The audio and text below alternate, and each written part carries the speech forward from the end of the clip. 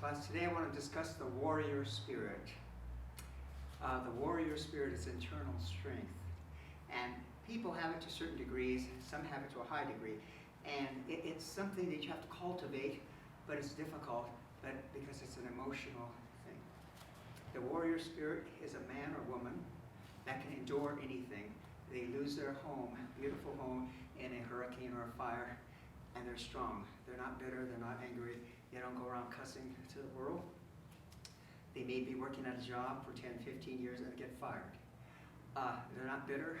They say, okay, I'm going to come back, I'll do something. But they maintain this cool, calm, relaxed attitude in which you would be thinking the average person would be screaming and yelling if they lost a job.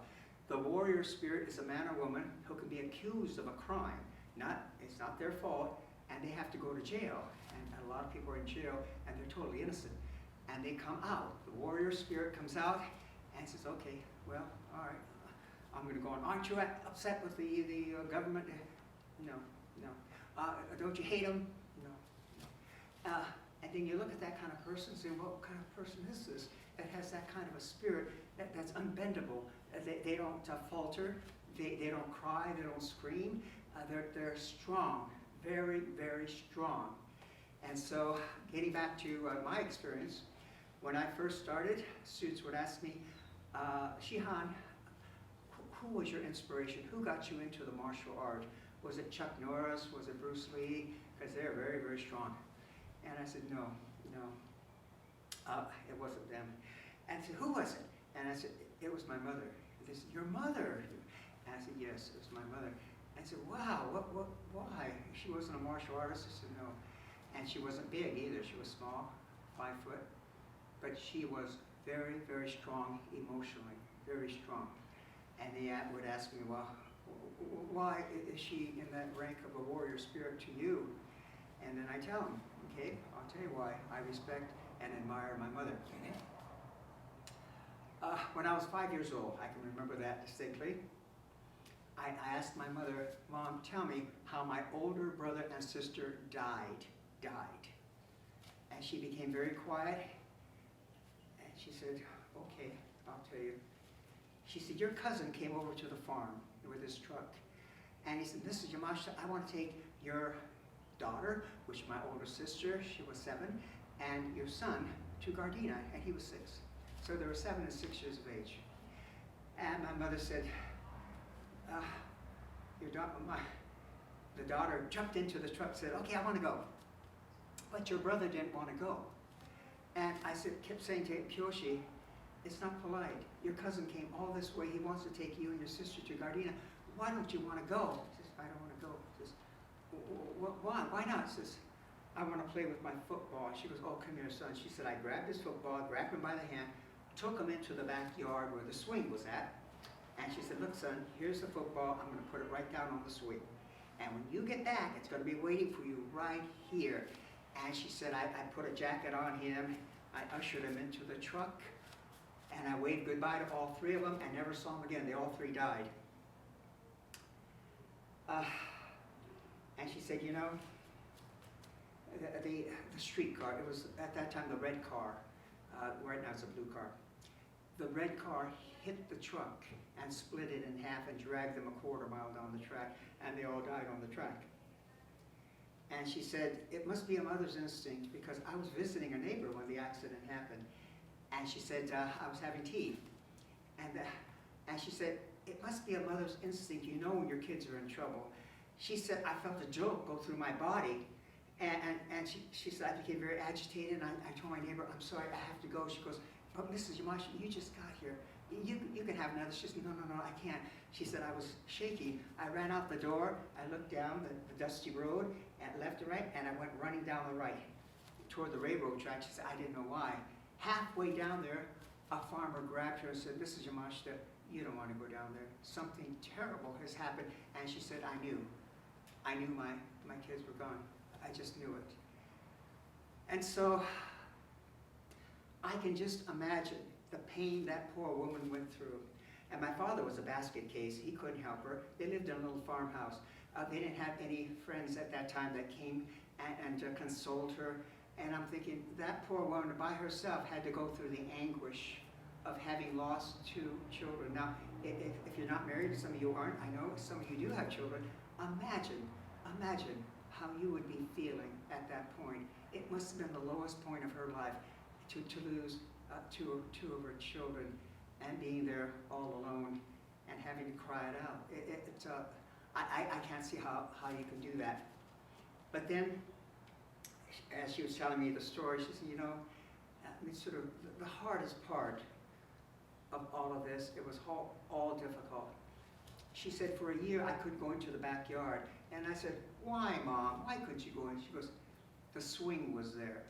And I said, it was just a swing. She goes, no, the football was on that swing. Students, you have to imagine I was torturing this poor woman, making her relive the most horrible part. She must have felt such guilt because she forced one of her children to go. Had she not done it, she could at least say, I would have one.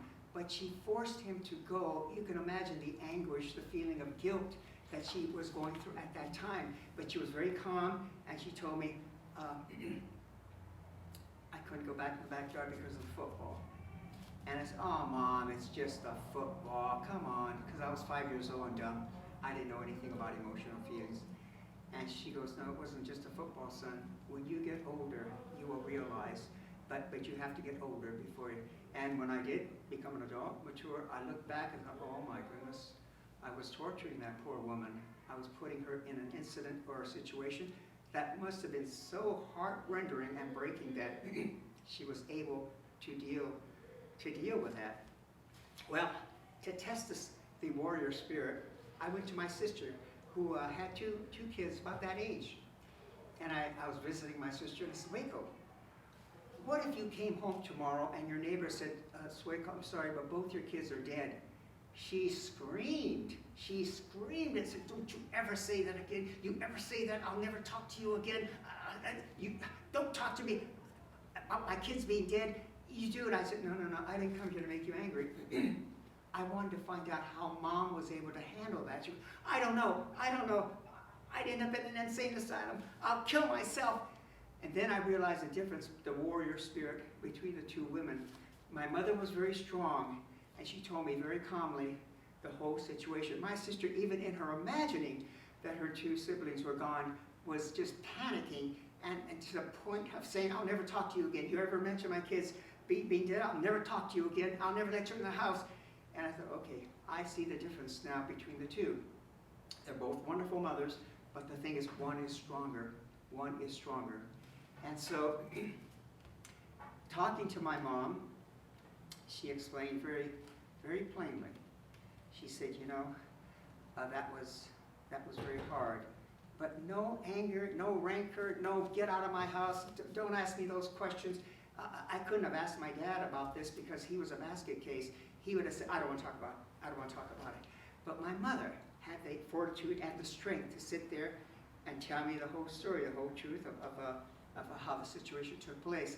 So I'm thinking of inner strength and how strong she was. And I said to my mom, Mom, don't you hate those men at the railroads because of what they did to my brother and sister?